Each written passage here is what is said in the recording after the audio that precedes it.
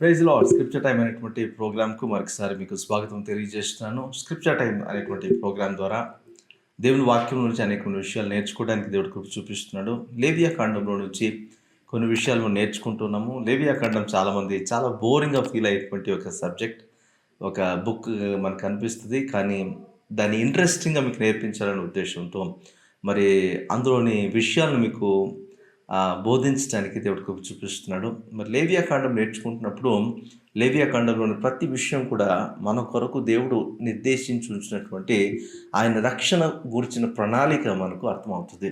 మరి బలులు, ఈ అర్పణలు, లేకపోతే దీని కొరకు ఇవ్వబడినటువంటి నియమ నిబంధనలు ఇవన్నీ కూడా మనల్ని దేవునితో సమాధానపరచడానికి, మన పాపములను కప్పటానికి, మనం దేవునితో సహవాసంలో కొనసాగటానికి, దేవునికి ఇష్టలుగా దేవుని సంతృప్తి పరిచేటువంటి జీవితం జీవించడానికి ఇవన్నీ మనకు ఉపయోగపడేటువంటి విషయాలుగా మనకు అనిపిస్తాయి. మరి చాలామంది వీటిని చదవటానికి ఇష్టపడరు.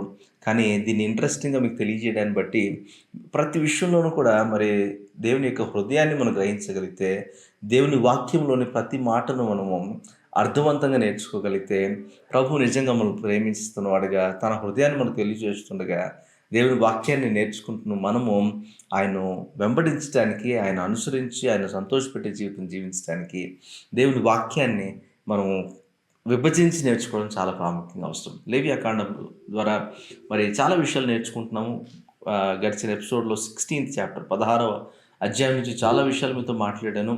మరి ఈసారి 17వ అధ్యాయంలోకి మనం వెళ్దాం. లేవియా కాండము 17వ అధ్యాయంలో ప్రాముఖ్యమైన ఒక థీమ్ మనకి ఏం కనిపిస్తుంది అంటే, రక్తమును గురించిన విషయాలు మనకు కనపడతాయి. రక్తమును గురించిన పరిశుద్ధత, రక్తానికి దేవుడు ఇచ్చిన విలువ ఎలాంటిది, రక్తాన్ని దేవుడు ఏ విధంగా పవిత్రపరిచాడు, రక్తాన్ని దేవుడు ఎలా చూస్తున్నాడు అన్న దాని గురించి ఈ 17వ అధ్యాయం మొత్తంగా మనం చూడగలుగుతాము. దీన్ని భాగాలుగా విడదీసి మనం చదువుదాము.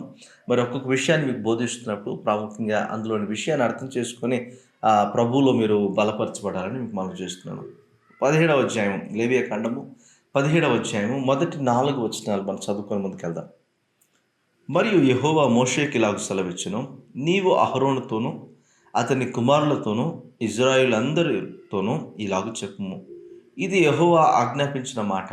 ఇజ్రాయేలుల కుటుంబములలో యెహోవా మందిరం ఎదుట యెహోవాకు అర్పణం అర్పించుటకు పూనుకొనువాడు, అది ఎద్దే గాని, గొర్రెయే గాని, మేకయే గాని, ప్రత్యక్షపు గుడారం యొక్క ద్వారమునొద్దకు దాన్ని ముందు తేక పాలెములో వధించినను, పాలెమునకు వెలుపల వధించినను, ఆ మనుష్యుడు తన ప్రజల నుండి కొట్టివేయబడను. అసలు ఈ మాటలు చూడండి, దేవుడు రక్తాన్ని గురించి అంటే బలి అర్పించే విధానం గురించి కొన్ని మాటలు ఇజ్రాయెల్ ప్రజలకు తెలియచేస్తున్నాడు. అయితే మోషేతోనూ అహరోనుతోనూ ఇజ్రాయేల్ అందరితోనూ చెప్పమన్నాడు. మరి ఇజ్రాయేలీల్లో ఉన్న వారందరూ కూడా, అంటే కొంతమంది బయట వాళ్ళు కూడా అక్కడ ఉన్నట్టుగా మనం చూస్తున్నాం. అంటే ఐగుప్తు నుంచి వీరు బయటకు వచ్చినప్పుడు కొంతమంది ఐగుప్తులో పుట్టినవారు కావచ్చు, ఐగుప్తీయులు కూడా కొంతమంది ఇజ్రాయేల్తో కలిసిపోయిన వారుగా కనిపిస్తారు మనకు. అలా కలిసిపోయిన వారు కూడా ఒకవేళ వాళ్ళకి తెలియకుండా ఏదైనా చేస్తారేమో. మరి ఇజ్రాయేల్ అయితే దేవునికి భయపడతారు, అన్యులు భయపడాల్సిన అవసరం లేదు కదా. వారు వారి పద్ధతులను బట్టి, వారి ఆచారాలను బట్టి ఏమైనా చేసేస్తారేమో. వారు దేవుని పిల్లలతో కూడా కలిసి ఉన్నంత వరకు వారు కూడా దేవుని పిల్లలకు తగినట్టుగా దేవుని పిల్లలు అనుసరించేటువంటి పద్ధతులనే వీరు కూడా అనుసరించాల్సిన అవసరం ఉంది అని దేవుడు తెలియజేస్తున్నాడు. అంటే మనం ఇతరులను ప్రభావితం చేయగలిగిన స్థితిలో మనం ఉండాలి అనే విషయాన్ని మనం నేర్చుకోవాలి. చాలాసార్లు మనం ప్రభావితం అయిపోతూ ఉంటాం, కానీ మనం ప్రభావితం అవ్వకూడదు. లోకం మనల్ని ప్రభావితం చేయడానికి అనేక రీతిలో ప్రయత్నం చేస్తుంది. అన్యులు మనల్ని ప్రభావితం చేయడానికి ప్రయత్నం చేయొచ్చు, కానీ మనం ఆ ప్రభావంకు లొంగకూడదు. కానీ మనము ఇతరులను దేవుని కొరకు ప్రభావితం చేసేటువంటి పరిస్థితిలోనికి మనం రాగలగాలి. అట్టి కృప దేవుడే మనకు అనుగ్రహించాలి.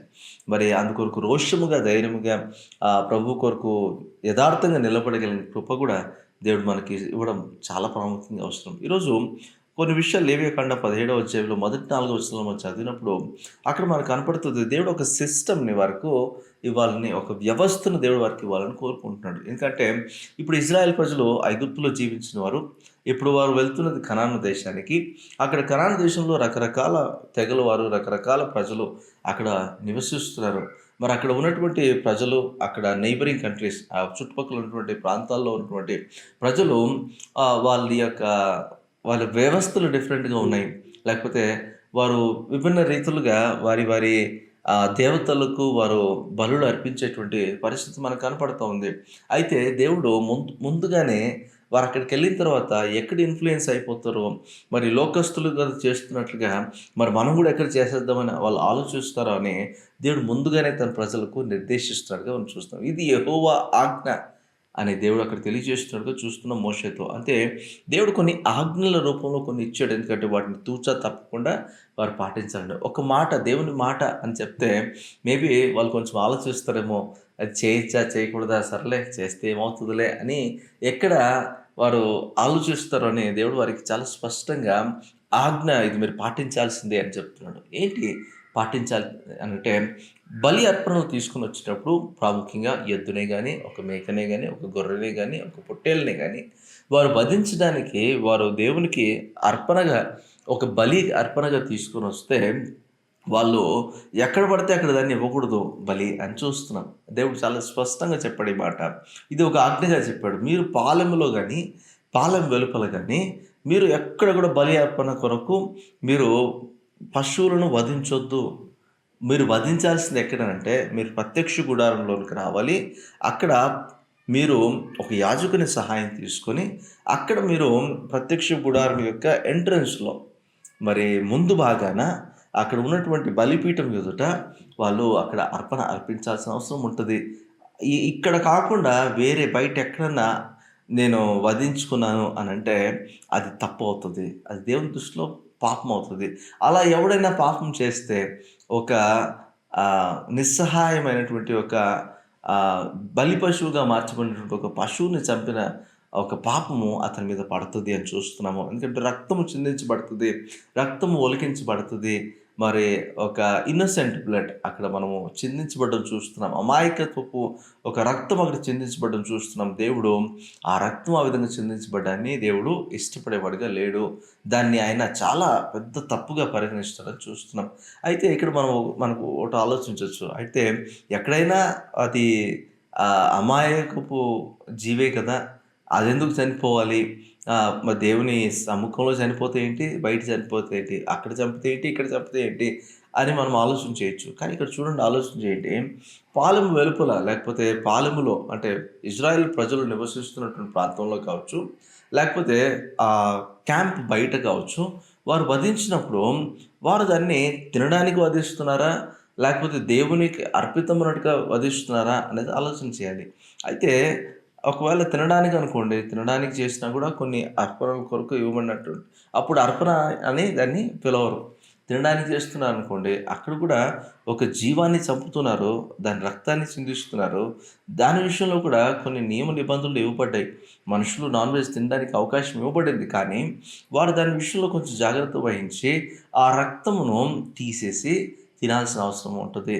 ఆ రక్తంని వాళ్ళు తినకూడదని చూస్తున్నాం. ఆ రక్తాన్ని వాళ్ళు మట్టితో కప్పేయాలి అని చూస్తున్నాం. చాలా విషయాలున్నాయి.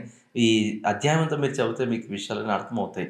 అయితే చాలామంది మేము దేవునికి అర్పితం చేస్తున్నామని చెప్పి ఎక్కడ పడితే అక్కడ మరి ఒక గోపురాల్లా కట్టేసి, ఒక బలిపీఠాల్లా కట్టేసి, మరక్కడ వాళ్ళు దేవుని కోసం బలి అని చెప్పి ఈవెన్ రహదారుల్లో కూడా ఈవెన్ 2, 3 రోడ్లు కలిసేటువంటి ప్రాంతంలో కూడా అక్కడ వాళ్ళు బలులు అర్పిస్తూ ఉంటారు. ఇలా అర్పించేది లోకస్తులు చేసేటువంటి విధానము. అలా మీరు నా కొరకు చేయాల్సిన అవసరం లేదు అన్నాడు. ఏదైనా చేయాల్సొస్తే ఇప్పుడు ఆ జీవమునకు ఆధారం నేనే. ఆ జీవము నాకు సంబంధించిన జీవం గనక మరి ఆ పొట్టేలుని కావచ్చు, ఆ ఎద్దును కావచ్చు, ఆ మేకను కావచ్చు, ఆ గొర్రెను కావచ్చు నా సముఖమునకు తీసుకొని రండి.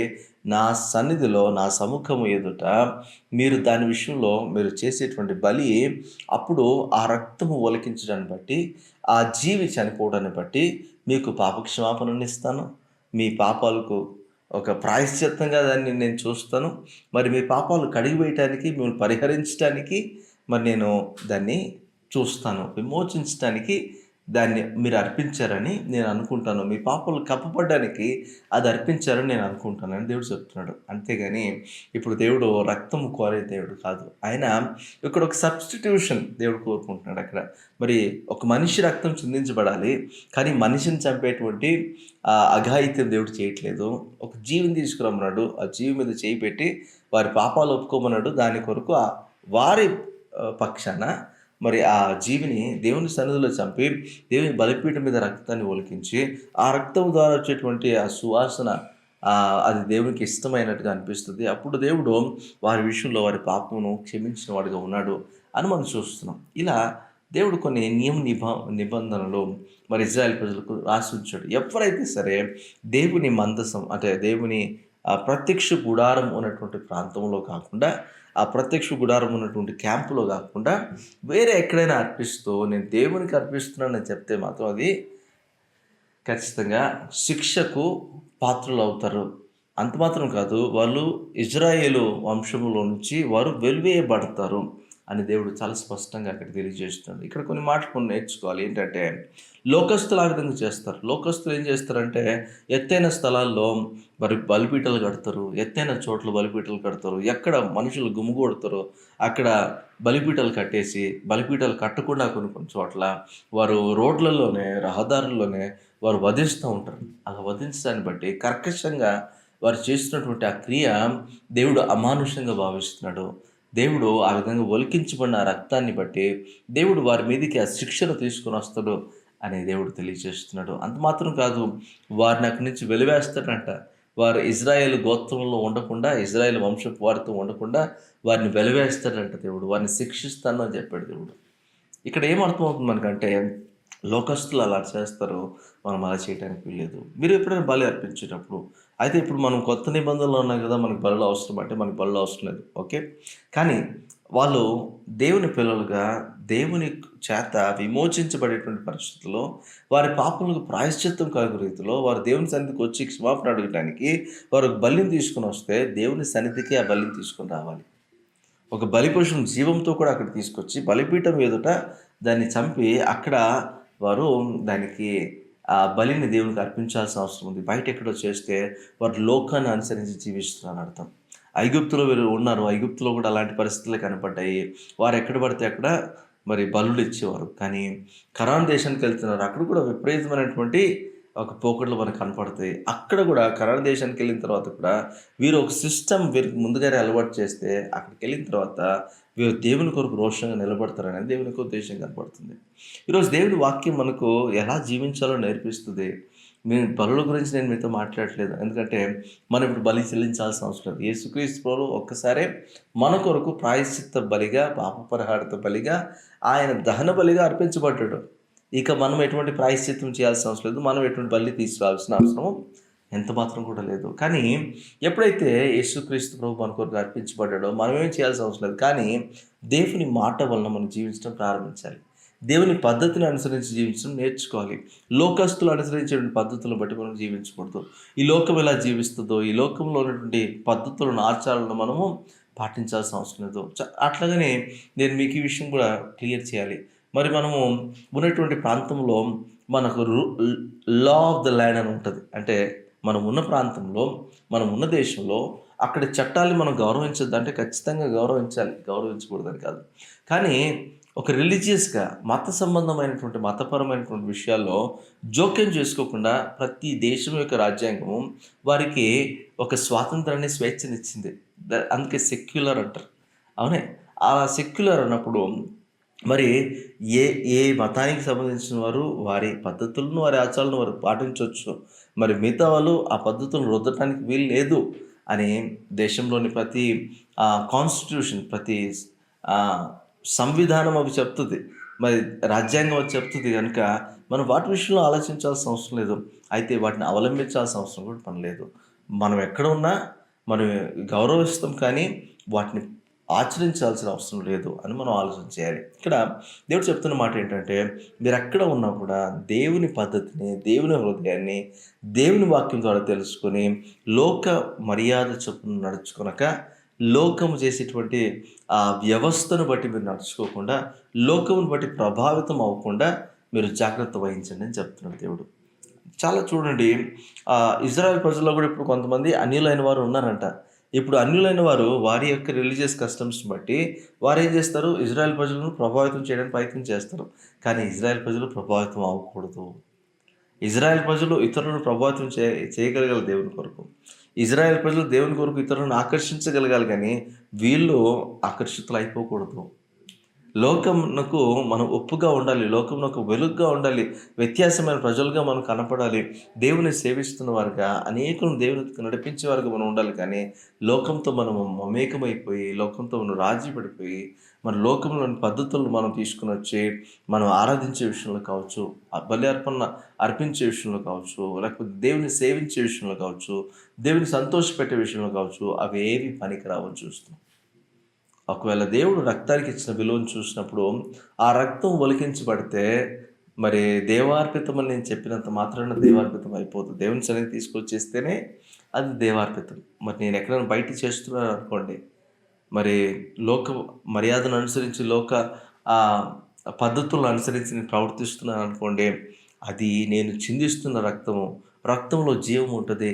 ఆ జీవం నేను తీస్తున్నాను, రక్తాన్ని నేను ఒలికిస్తున్నాను కాబట్టి, అది నాకు ఒక ఉరిగా మార్చబడుతది. అది నాకు శిక్షను తీసుకొస్తది. అంత మాత్రం కాదు, నేను ఇజ్రాయెల్ సమాజంలో నుంచి నేను వెలివేయబడేటువంటి పరిస్థితుల్లోకి నేను వస్తాను అనేటువంటి ఒక భయము కలిగి సేవించేటువంటి భాగ్యాన్ని దేవుడు వాక్యం ద్వారా మనకు తెలియజేశాడు.